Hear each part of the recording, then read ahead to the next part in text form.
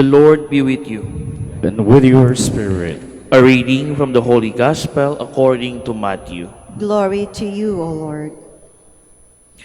When Jesus was born in Bethlehem of Judea, in the day of King Herod, behold, the Magi from the east arrived in Jerusalem, saying, Where is the newborn King of the Jews? We saw his star at its rising, and have come to do him homage. When King Herod heard this, he was greatly troubled, and all Jerusalem with him. Assembling all the chief priests and the scribes of the people, Herod inquired of them where the Messiah was to be born. They said to him, In Bethlehem of Judea, for thus it has been written through the prophet, And you, Bethlehem, land of Judea, are by no means least among the rulers of Judah, since from you shall come a ruler who is to shepherd my people Israel. Then Herod called the Magi secretly, and ascertained from them the time of the star's appear.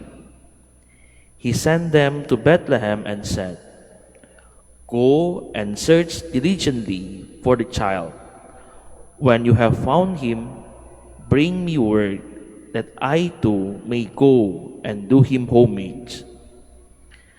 After their audience with the king, the Magi sent out. And behold, the star that they have seen at its rising preceded them, until it came and stopped over that place where the child was. They were overjoyed at seeing the star, and on entering the house, they saw the child with Mary his mother. The Magi prostrated themselves and did him homage. Then they opened their treasures and offered him gifts of gold, frankincense, and myrrh. And having been warned in a dream not to return to Herod, the Magi departed for their country by another way. The Gospel of the Lord. Praise to you, Lord Jesus Christ. Please be seated. Magandang umaga pong muli sa kanilang lahat. Mga kapatid, siguro nagtataka kayo ang ating pagbasa o ang mga pagbasa natin mula sa unang pagbasa sa ating salmong tugunan at sa ating ebanghelyo ay patungkol doon sa pagpapakilala ng Panginoon sa lahat ng mga bansa. Ito po yung pagbasa na binabasa natin sa kapistahan ng Epiphany, yung pagpapakilala ng Diyos sa lahat ng mga bansa. Dahil ang tema ng ating huling araw ng nobena ay si Maria at ang pagpapakilala ng Diyos sa lahat ng bansa.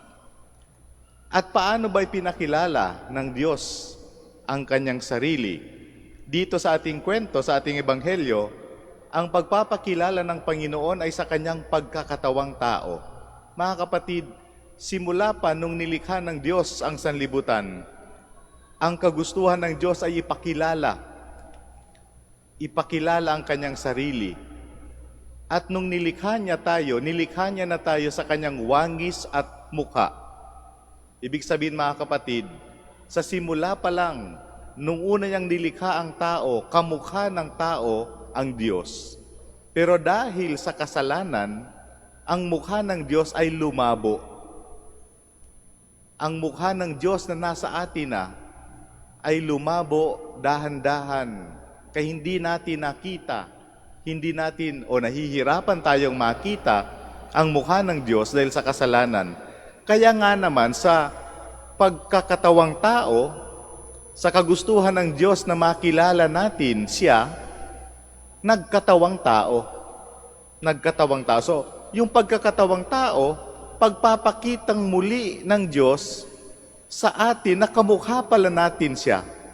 Kaya nga si Maria ang nasa sentro nito ng kwento dahil tingnan niyo po sa kwento, Nung inanunsyo nung anghel, o nung tinawag ng Diyos si Anghel Gabriel, pumunta ka sa bayan ng Nazareth at doon mo matatagpuan ang magiging ina ng Diyos na ipapanganak.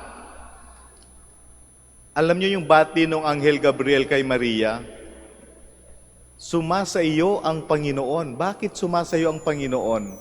Dahil malinaw na malinaw nakita ng anghel kay Maria ang mukha ng Diyos. Kapag wala pa na tayong kasalanan, di ba si Mama Mary ay immaculate, walang kasalanan. Kapag wala pala tayong kasalanan, kamukhang-kamukha natin ang Diyos. Kaya nung nakita ng anghel si Maria, ang bati ng anghel, sumasayo ang Panginoon. Kitang-kita ko sa iyo ang mukha ng Diyos. Tayo rin mga kapatid. Tayo rin naman, nung tayo pinanganak, nung tayo bininyagan, kamukhang-kamukha natin ng Diyos. Tingnan niyo po yung mga bata. Lahat ng bata, kahit ano pa man ang kulay ng kanilang buhok, meron man buhok o wala, kahit anong kulay ng balat, lahat magkakamukha. Pero habang tayo ay lumalaki, ito yung tanungin natin. Ang tanong natin ngayon, bakit nung lumalaki na tayo, anyari?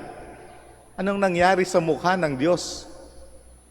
Nung tayo ay inosente, nung tayo mga bata, kamukhang-kamukha natin ang Diyos. Pero kapag tayo ay naging adults, naging matanda, alam niyo yung salitang adult, ito yung root word nung salitang adultery. Pag sinabing adulterated, halimbawa isang tubig ay adulterated, ibig sabihin hindi na puro, nahaluan. Halimbawa may dumi, hindi na siya puro. O ganun din sa atin, habang tayo ay lumalaki at gumagawa ng kasalanan, unti-unting lumalabo yung mukha ng Diyos sa atin. Kaya nga si Maria ang nagiging modelo dito sa ating ebanghelyo. Pagkakita nung tatlong wise men na may daladala ng regalo para sa hari na ipinanganak, anong sabi dito sa ating ebanghelyo? They were overjoyed at seeing the star, and on entering the house, they saw the child with Mary, his mother. They saw the child with Mary, his mother. Nakita nila ang bata kasama ni Maria, ang kanyang nanay. Parang hindi magkahiwalay sa lahat ng kwento patungkol sa kapanganakan ng Panginoon o sa paglaki niya, para hindi mawala yung mukha ng Diyos sa atin. Kailangang malapit tayo sa Panginoon. Sabi nga ni Father Enrico, lahat ng mga minamahal natin, nagiging kamukha natin. Kaya yung mga mag-asawa na matagal nang nagmamahalan, nagiging magkamukha po sila. Pero kung mahal natin ang pera, tawag din sa atin, mukhang pera. Ang Diyos naman, sa sobrang pagmamahal ng Diyos sa tao, naging kamukha ng Diyos ang tao. At tayo, kung mahal natin ang Diyos, kamukhang-kamukha natin ang Diyos. Kaya tingnan niyo mga kapatid, yung pagpapakilala ng Diyos sa atin, sa tulong ni Maria, ipinapakita rin sa atin na kung paano si Maria masyadong malapit sa Diyos. Yun yung sikreto ng maiwasan ang kasalanan. Lahat ng kasalanan ay pagkalimot. Pagkalimot dahil nakalimutan natin, nakatabi natin lagi ang Diyos. Isipin nyo kaya, kung naalala natin lagi nakatabi natin si Lord, makakapagchismisan ba tayo? Hindi. Kung naaalala natin na katabi natin si Lord, makakagawa kayo tayo ng kasalanan? Hindi. Ganun po si Maria. Dahil hindi siya nahiwalay sa Diyos. Hindi siya nakagawa ng kasalanan. Pero sa kabilang banda, mga kapatid, kung alam din natin na katabi natin si Lord, Kung katabi natin ang Panginoon, magagawa natin ang lahat ng bagay. Tingnan kung gaano kaganda. Sa unang banda, kapag katabi natin si Lord, hindi tayo makakagawa ng kasalanan. Pero sa kabilang banda, kung katabi natin si Lord, magagawa natin ang lahat ng bagay.